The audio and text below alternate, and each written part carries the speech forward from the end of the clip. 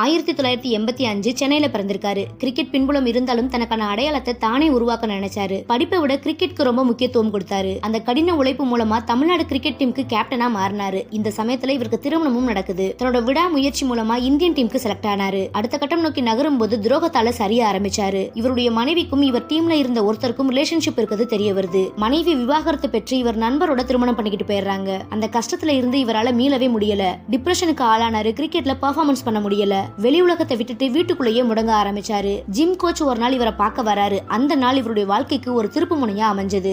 Gym coach மற்றும் தீபிகா இவங்க ரெண்டு பேரும் கொடுத்த நம்பிக்கை மறுபடி கிரிக்கெட்ல தான் யாருன்னு நிரூபிக்க ஆரம்பிச்சாரு. பயங்கரமா பிராக்டிஸ் பண்ணாரு. ஐபிஎல்ல நல்ல பெர்ஃபார்மன்ஸ். 2019 உலகக்கோப்பை தொடருக்கு செலக்ட் ஆனாரு. அடுத்தடுத்து தன்னுடைய பயணத்தை வெற்றி பயணமா மாத்தினாரு. எம்எஸ் தோனிக்கு அப்புறமா நல்ல விக்கெட் கீப்பர் மற்றும் பேட்ஸ்மேனா உயர்ந்து நின்னாரு. தீபிகா அவங்களை திருமணம் பண்ணிக்கிட்டாரு. கிரிக்கெட்ல தனக்கான இடத்தை மறுபடி உருவாக்குனாரு. கனவா இருந்த போயஸ் கார்டன் வீட்டுல வாழ ஆரம்பிச்சாங்க. எந்த இடத்துல தொலைச்சாரோ அதே இடத்துல தன் வாழ்க்கையை மீட்டெடுத்து கிரிக்கெட்ல தனக்கான இடத்தை உருவாக்கி ரசிகர்கள் மனசுல இடம் பிடிச்சவர் தான் தினேஷ் கார்த்திக் அவர்கள்.